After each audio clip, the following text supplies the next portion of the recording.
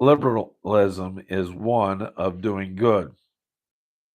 I believe in doing good, but you have to have the right foundation under the good deed. The right foundation is the gospel of the grace of God and walking in the Spirit of God. When you walk in the Spirit, the fruit of the Spirit is produced. Then, my friend, you are going to do good. You will do good uh, for all men, especially for other believers. And that concludes that section. Now let's move on to the next section, which is verse 11.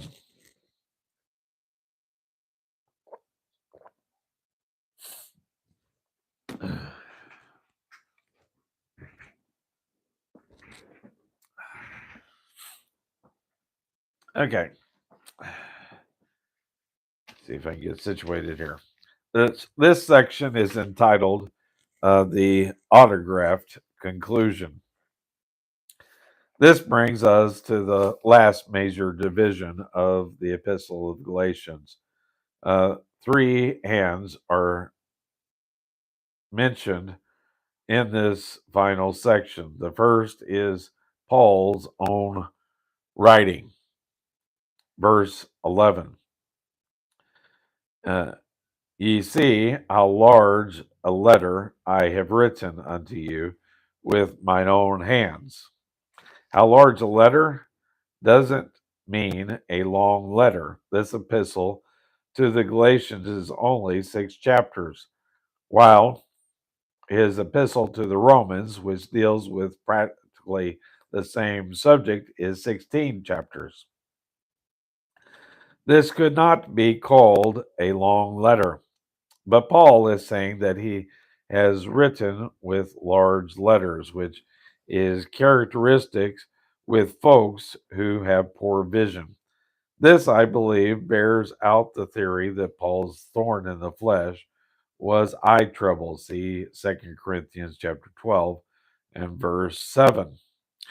As you recall, he had said to them earlier, I bear your record that if it had been possible, you would have plucked out your own eyes and you would have given them to me. Galatians chapter 4 and verse 15. I am sure that Paul had a serious vision problem. When Paul wrote his epistle to the Romans, he dedicated it to a secretary. And at the conclusion of the letter, Paul said to the secretary, Now, if you want to put in your greeting, go ahead and do it. So in Romans chapter 16, verse 22, we have the secretary's salutation. I, Tertius, who wrote this epistle, salute you in the Lord. However, when Paul wrote to the Galatians, he was angry. He had heard that they were mixing the gospel with law. And when that is done, the gospel of grace is absolutely destroyed. He doesn't wait for a secretary to arrive.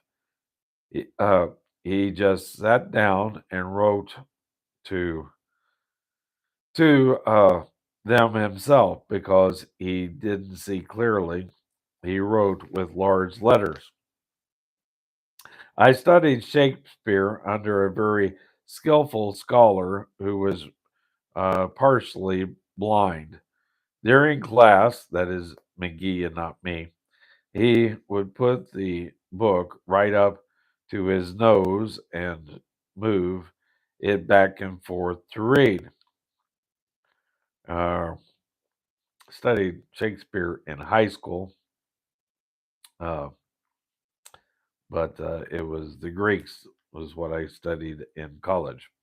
When he graded our papers, he would write his commentary in large letters in the margin. His comments were brief because the letters he wrote were so large. Apparently, Paul's